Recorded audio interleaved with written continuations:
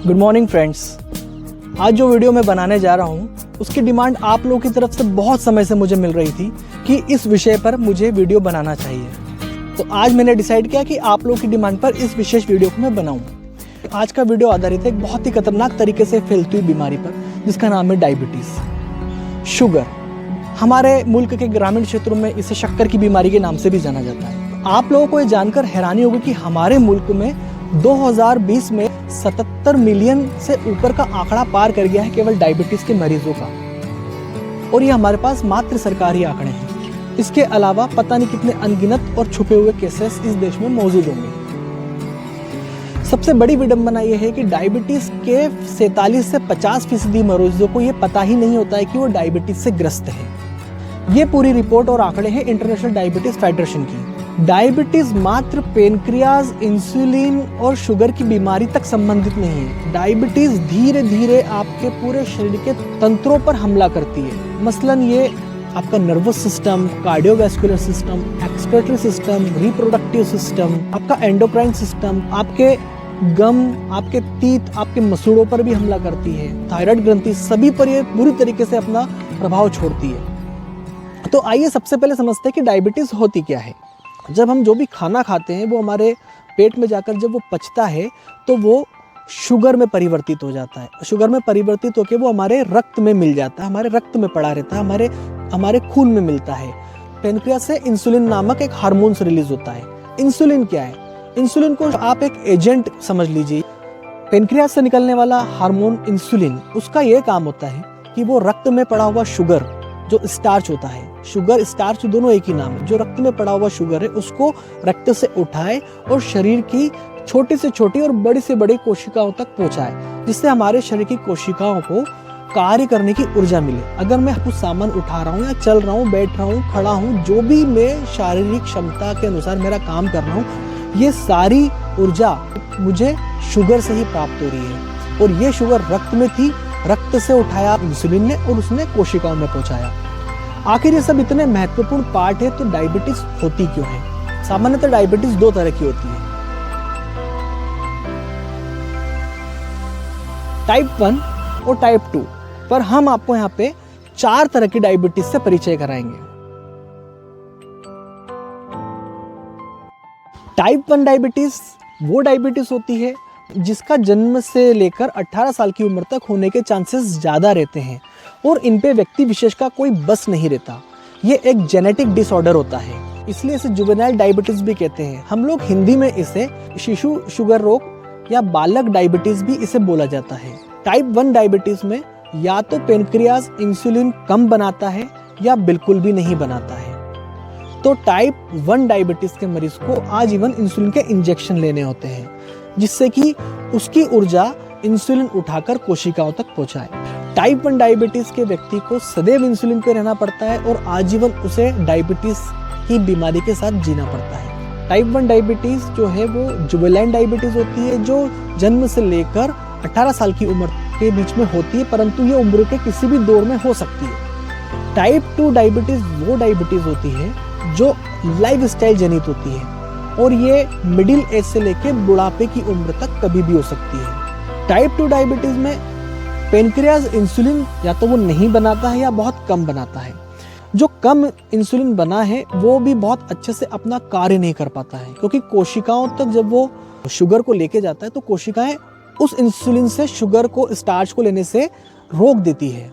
इसे insulin resistance कहा जाता है कि कोशिकाएं इंसुलिन से शुगर को नहीं ले रही है, जिससे कि रक्त के अंदर शुगर का लेवल बढ़ते जाता है और एक समय के बाद में डायबिटीज हो जाती है। और टाइप 2 डायबिटीज चूंकि मिडिल एज से लेकर बुढ़ापे की उम्र तक, ओल्ड एज की उम्र तक होने वाली बीमारी है, परंतु आजकल चूंकि इतनी आरामदायक जीवन शैली है और इतनी अनियमित जीवन शैली है, शारीरिक क्रियाओं की इतनी कमी है, हर चीज़ हमें हाथ पे इजीली मौजूद है, हमारे शारीरिक क्रियाकलाप बहुत कम होते हैं, तो ये किसी भी उम्र में हो सकती है। टाइप 2 डायबिटीज का मरीज सही खान पान, प्रॉपर योग, प्रॉपर एक्सरसाइज, डॉक्टर की सही सलाह, रेगुलर चेकअप और अपने स्ट्रेस को मैनेज करते हुए अपनी लाइफ को बहुत अच्छे से बिता सकता है। इनके अलावा जो 2 तरह की डायबिटीज़ का मैं आज जिक्र करने जा रहा हूँ, उसमें से एक है जेस्टेशनल डायबिटीज़। जेस्टेशनल डायबिटीज़ केवल महिलाओं को होने वाली एक डायबिटीज़ है जो कि गर्भावस्था के दौरान होती है। जेस्टेशनल डायबिटीज़ को शुरुआती तौर पर ही जज कर लेना चाहिए। गर्भवती महिलाओं को अगर बार बार उनको पेशाब लगती है, बार बार उन्हें भूख लगती है, या उनका बार बार गला सूखता है, उन्हें बार बार प्यास लगती है, उनका मुंह सूखता है, तो उन्हें तुरंत अपना शुगर लेवल चेक करवाना चाहिए ताकि सही समय पर जेस्टेशनल डायबिटीज़ की पकड़ हो और उसका सही उपचार हो, जिससे कि इसके दुष्प्रभाव गर्भवती माँ और बच्चे पर ना पड़े। जिस महिला को जेस्टेशनल डायबिटीज़ हो जाती है उसको आगे जाकर टाइप 2 डायबिटीज़ होने के चांसेस रहते हैं, इसलिए उसे सही तरीके से अपनी जीवन शैली को जीना चाहिए। स्ट्रेस, एंग्जाइटी को दूर रखना चाहिए और सही खान पान पर ध्यान रखना चाहिए। इसके अलावा एक जो चौथी डायबिटीज़ मैं बताने जा रहा हूँ आपको, उसका नाम है pre diabetic. Pre diabetic level वो लेवल होता है जहाँ पर कि जो व्यक्ति टाइप 2 डायबिटीज़ की बॉर्डर लाइन पे खड़ा है, उसे प्री डायबिटिक लेवल कहा जाता है। प्री डायबिटिक लेवल को हम जज कर सकते हैं अगर सडनली हमें ब्लर विजन होने लगा है, हमें बार बार प्यास लगने लगी है, बार बार पेशाब आती है, तो हमें हमारा ब्लड शुगर लेवल चेकअप कराना चाहिए और हमें प्री डायबिटिक लेवल से बचना चाहिए। स्ट्रेस इसका एक बहुत महत्वपूर्ण कारण है। तो आखिर स्ट्रेस कैसे होता है, स्ट्रेस कैसे जनरेट होता है शरीर में? स्ट्रेस होने के बहुत छोटे छोटे कारण हैं जिनको शायद हम इग्नोर कर देते हैं। सदैव जल्दीबाजी में रहते हैं, हमारा खान पान अनियमित होता है, हम जल्दी जल्दी खा लेते हैं, हम बाहर का खाना ज़्यादा खाते हैं, हम नींद समय पे नहीं लेते, हम डिजिटल इक्विपमेंट्स के साथ ज़्यादा समय व्यतीत करते हैं, हमारी दिनचर्या में हम बैठना और लेटना ज़्यादा रखते हैं, चलना फिरना कम रखते हैं। ये सारे स्ट्रेस जनित क्रियाएँ हैं। आज हम 2020 के युग में हैं और आज तक मेडिकल साइंस में डायबिटीज़ का ऐसा कोई पुख्ता इलाज नहीं है कि इस बीमारी को जड़ से ख़त्म कर दिया जाए। बहुत हद तक इसके सकारात्मक रिजल्ट आयुर्वेद और योगा के माध्यम से मिले हैं। आज मैं आपको 5 ऐसे आसन सिखाने वाला हूं जो कि डायबिटीज़ को बहुत हद तक कंट्रोल करेंगे। डायबिटीज़ को केवल कंट्रोल करके जिया जा सकता है। डायबिटीज़ कंट्रोल करने वाले आसनों में हम करेंगे सबसे पहला आसन वक्रासन। वक्रासन करने के लिए सबसे पहले हमें लॉन्ग सिटिंग पोजीशन में बैठना होगा। पीठ हमारी सीधी रहेगी, कंधे हमारे आराम से रहेंगे और हाथ हमारे शरीर के साइडवर्ड रहेंगे। सबसे पहले हम हमारे उल्टे पैर को मोड़कर सीधे पैर के घुटने के ठीक पास में रखेंगे। उसके बाद उल्टा पैर हमने मोड़ा है तो उल्टे ही हाथ को हम हमारे शरीर के पीछे रखेंगे और उल्टे हाथ के ठीक अपोजिट जो सीधा हाथ है उसको उल्टे पैर के घुटने पर से क्रॉस करके अपना एंकल पकड़ेंगे इस तरीके से। ये वक्रासन की फाइनल पोजीशन है। इस समय हमारे पेट पर एक ट्विस्टिंग मूवमेंट बनता है जिससे हमारे शरीर के आंतरिक अंगों पर एक दबाव पड़ता है, खासकर पेनक्रियास पे, जिससे कि पेनक्रियास के फंक्शन में इम्प्रूवमेंट आता है और प्रॉपर इंसुलिन का सिक्रेशन होता है। अगर आप हाथ को क्रॉस करके पंजे को नहीं पकड़ सकते हैं तो आप अपने हाथ को, अपने एल्बो को यहाँ रख दीजिए और उसके बाद इससे पुश करिए और फिर पीछे देख सकते हैं। धीरे से आसन को छोड़ने के लिए हम अपने पैरों को फैलाएंगे, हाथ को छोड़ेंगे और नॉर्मल पोजीशन में आ जाएंगे। यही चीज हम दूसरी तरफ भी करेंगे। इस बार हम सीधे पैर को मोड़कर उल्टे पैर के घुटने के ठीक पास रखेंगे। उल्टे हाथ को क्रॉस करके घुटने को क्रॉस किया, सीधे पैर को मोड़ा इसलिए सीधे हाथ को पीछे रखेंगे, पीछे की तरफ देखेंगे, पीठ सीधी रखेंगे। पीठ सीधी रखने से यह होगा कि आपका दबाव पूरा आपके जांघों से आपके पेट पे पड़ेगा। अगर आप पेट को झुका लेंगे तो दबाव कम पड़ेगा, उतना इफेक्ट नहीं आएगा। आपको पीछे की ओर देखना है। इस समय आप देख सकते हैं कि मेरी पीठ में एक बहुत ही शानदार ट्विस्टिंग मूवमेंट बन रहा है जो कि बहुत ही लाभदायक है और साथ ही साथ आप देख सकते हैं कि मेरी पीठ, कमर और पेट में भी एक दबाव और मुड़ाव की पोजीशन बनती हुई नजर आ रही है। ये बहुत ही लाभदायक है पेनक्रियास के लिए, जिससे हमारी ब्लड शुगर नियंत्रण में रहती है। यह आसन हमारी पीठ, कमर, कंधे की संपूर्ण मांसपेशियों की अकड़न और शरीर की थकान को दूर करता है, जिससे कि हमें स्ट्रेस नहीं होता है और हमारा ब्लड शुगर लेवल नियंत्रण में रहता है। आसन छोड़ने के लिए एल्बो को घुटने से हटाएं, पैरों को फैलाएं और शरीर को सामान्य अवस्था में लाएं। अब हम डायबिटीज के लिए एक दूसरा महत्वपूर्ण आसन करेंगे जिसका नाम है अर्ध मत्स्येंद्र आसन।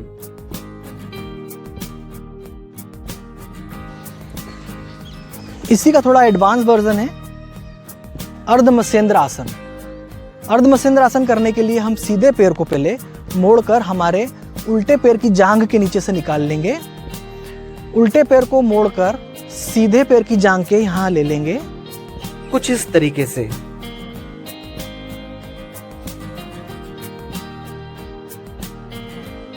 चूंकि हमने उल्टे पैर को मोड़कर हमारे चेस्ट के करीब लेकर आया है, तो उल्टा ही पैर रहेगा, उल्टा ही हाथ पीछे जाएगा और सीधा हाथ उल्टे पैर को क्रॉस करेगा और एंकल को पकड़कर हमें पीछे की ओर देखना है। उल्टा पैर मोड़कर छाती के पास लेकर आए हैं, इसलिए उल्टे ही हाथ को शरीर के पीछे रखना है और सीधे हाथ को उल्टे पैर के घुटने के ऊपर से क्रॉस करके उल्टे पैर का ही एंकल इस तरीके से हमें पकड़ लेना है, गर्दन पीछे की ओर। अगर कम फ्लेक्सिबिलिटी के कारण अगर हम अपना एंकल ना पकड़ सके तो हम अपने एल्बो से घुटने को इस तरीके से भी होल्ड कर सकते हैं या उसे पुश कर सकते हैं।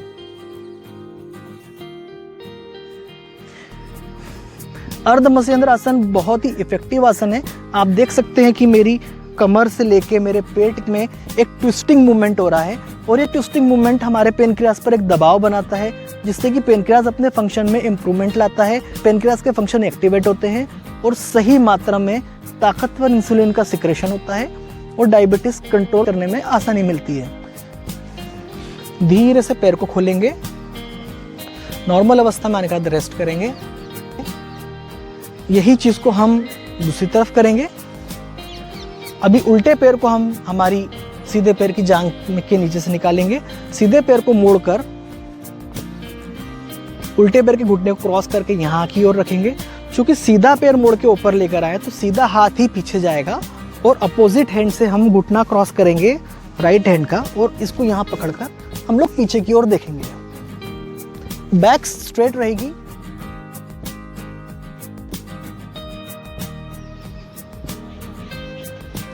ये आपकी पीठ की अकड़न, सर्वाइकल प्रॉब्लम, जांघों पर खिंचाव और आपके हिप्स के फैट को भी कम करता है। स्लोली आसन को छोड़ने के लिए लॉक खोलेंगे, पैर को स्ट्रेट करेंगे और पैर को लंबा करके आराम करेंगे। आसन नंबर 3, पश्चिमोत्ताना आसन। पश्चिमोत्तानासन करने के लिए सबसे पहले हमें लॉन्ग सिटिंग पोजीशन में बैठना होगा। हमारी पीठ सीधी, हमारे कंधे रिलैक्स, हमारे दोनों हाथ हमारे शरीर के साइड से। आसन करने के लिए हम अपने दोनों हाथों को साइडवर्ड ऊपर की ओर उठाएंगे, सिर के ऊपर ले जाकर आगे की ओर झुकेंगे। झुकते हुए हम अपने एंकल को पकड़ने की कोशिश करेंगे और अपने फोरहेड को अपने घुटने पर टकराएंगे। आगे झुकते हुए अपने पेट में भरी पूरी सांस अपने मुंह से एक्सहेल करते हुए झुकना होता है। ये पश्चिमोत्तानासन की फाइनल पोजीशन है। इस समय हमारे पेट में पेनक्रियास पर एक गहरा दबाव पड़ता है, जिससे कि पेनक्रियास की मसाज होती है। मसाज होने से पेनक्रियास के फंक्शन में इम्प्रूवमेंट होता है। यह आसन आपके दिमाग को भी शांत रखता है और आपको स्ट्रेस से दूर रखता है, जिससे कि आपके शरीर के सिस्टम इम्प्रूव होते हैं। आसन से वापस आने के लिए धीरे से अपनी बॉडी को ऊपर उठाएं, अपने दोनों हाथों को सिर के ऊपर ले जाएं और जिस तरीके से गए थे उसी तरीके से आसन को छोड़ते हुए वापस आ जाएं। पश्चिमोत्तानासन एक कठिन आसन है। अगर आपने इससे पहले कभी नहीं किया है तो आपको करने में डिफिकल्टी हो सकती है। इसलिए अगर आप इसे पहली बार कर रहे हैं तो आप अपने हिप्स के नीचे तकिया रखकर उसके ऊपर बैठकर इस आसन को कर सकते हैं। आपको आसानी रहेगी।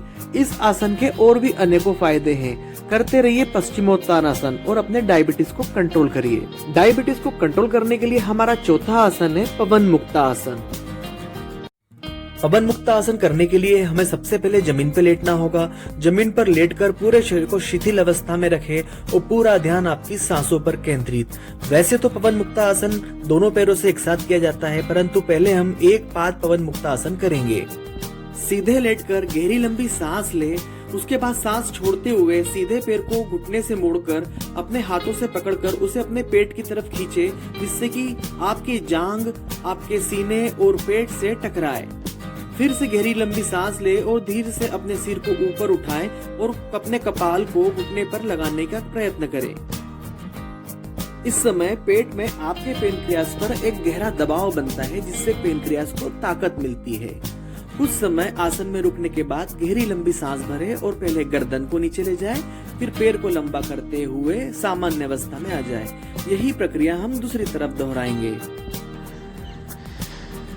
इनहेल करेंगे, एक्सहेल करते हुए पैर को ऊपर लाएंगे, फिर से इनहेल करेंगे, एक्सहेल करते हुए सिर को आगे ले जाएंगे, ये एक पाद पवन मुक्ता आसन की फाइनल पोजीशन है। हमने दोनों ही पैर से एक एक बार इसका एक एक चक्र कर लिया है। अब हम सामान्य अवस्था में जाएंगे। उसके बाद हम पूर्ण रूप से पवन मुक्ता आसन का अभ्यास करेंगे। पवन मुक्ता आसन को दोनों पैरों के साथ किया जाता है। अब हम करेंगे पवन मुक्ता आसन। दोनों पैरों को जोड़कर इनहेल करेंगे और एक्सहेल कर कर हमारे पैरों को चेस्ट से टकराने की कोशिश करेंगे। स्टमक के ऊपर लेकर आएंगे। थाई को स्टमक और चेस्ट से टकराने की कोशिश करेंगे। Inhale, exhale and lift. दोनों हाथों से हमारे घुटने को हम पकड़ लेंगे, ग्रैब कर लेंगे। धीरे से गर्दन भी आगे लाएंगे।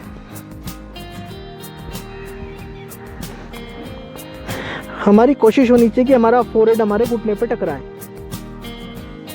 पवन मुक्ता आसन एक बहुत ही शानदार आसन है डायबिटीज के रोगियों के लिए, क्योंकि इस आसन की फाइनल पोजीशन में हमारे पेट को एक अंदर तक गहरा दबाव मिलता है, खासकर हमारे पेनक्रियास को, जिससे कि पेनक्रियास को बहुत ताकत मिलती है और उसके फंक्शन में काफी इम्प्रूवमेंट होता है।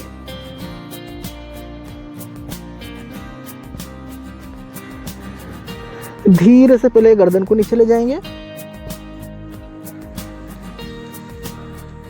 जिन लोगों को सर्वाइकल का प्रॉब्लम है वो पवन मुक्ता आसन में गर्दन ना भी उठाए और इस तरीके से अपनी फाइनल पोजीशन को मेंटेन करे तो भी ये सही रहेगा। धीरे से पैरों को लंबा ले जाएंगे। हथेलियां आसमान की तरफ शवासन में आराम करेंगे।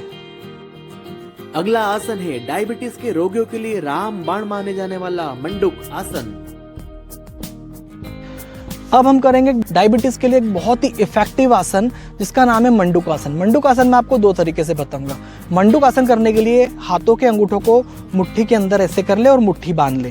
फिर इन दोनों मुट्ठियों को नाभि के ठीक ऊपर या नाभि के इर्द गिर्द नाभि से लगाकर यहाँ रखे। एक डीप इनहेल करें और एक्सहेल करते हुए आगे की ओर झुके।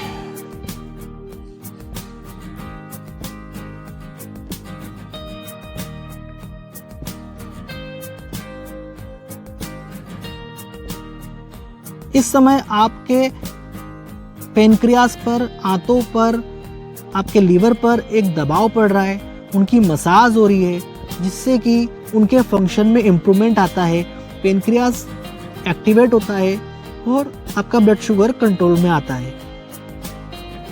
धीरे से आप वापस फाइनल पोजीशन में आ जाएंगे।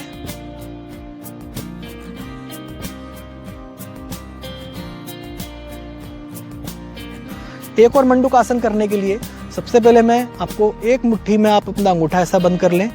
उसको एक ही मुट्ठी को आप अपनी नाभि पे लगाएं। दूसरे हाथ को आप अपने मुट्ठी के बाहरी अवस्था में लगाएं। इनहेल करें और एक्सहेल करते हुए झुक जाएं।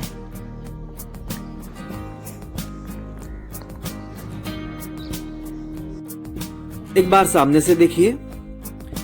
सभी आसनों में मंडूक आसन सबसे सर्वश्रेष्ठ माना जाता है डायबिटीज के रोगियों के लिए, परंतु हमें सभी आसनों का हमारे योगा प्रोग्राम में समावेश करना अति आवश्यक है, ताकि हमें 100% लाभ मिले और शुगर हमारा नियंत्रण में रहे।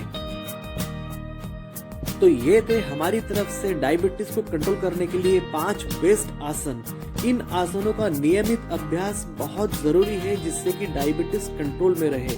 साथ ही साथ आपको अपने आहार पर भी विशेष ध्यान देना पड़ेगा और अपनी नींद समय से लेनी होगी। स्ट्रेस से दूर रहना होगा। ये सभी आसन आपको स्ट्रेस मैनेज करने में भी फायदा पहुंचाएंगे। योग का अभ्यास मानसिक रूप से बहुत शांति देता है। ये मन से, दिमाग से नकारात्मक विचार, एंग्जाइटी, स्ट्रेस, इन सबको दूर करता है। हमारे मन के साथ साथ हमारे शरीर को भी शांति प्रदान करता है। गुड हार्मोन्स डेवलप करता है, बैड हार्मोन्स को कम करता है।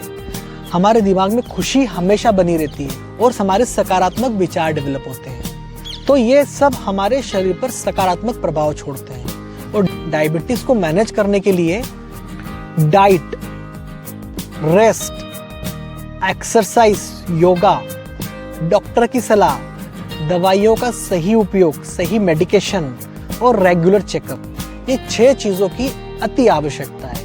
आशा करता हूँ आज का वीडियो आपको बहुत पसंद आया होगा, और ये वीडियो अगर आपको पसंद आया तो आप इसे जरूर उन लोगों को शेयर करें जो डायबिटीज से ग्रसित है, या जिस भी घर में डायबिटीज़ हो उस घर के मेंबर के किसी भी मेंबर को आप ये शेयर करें। ये एक आपकी तरफ से सेवा ही होगी, इसलिए इस वीडियो को ज़्यादा से ज़्यादा शेयर करें। मेरे साथ में लाइफ हेल्थिज्म में जुड़ने के लिए बहुत बहुत धन्यवाद।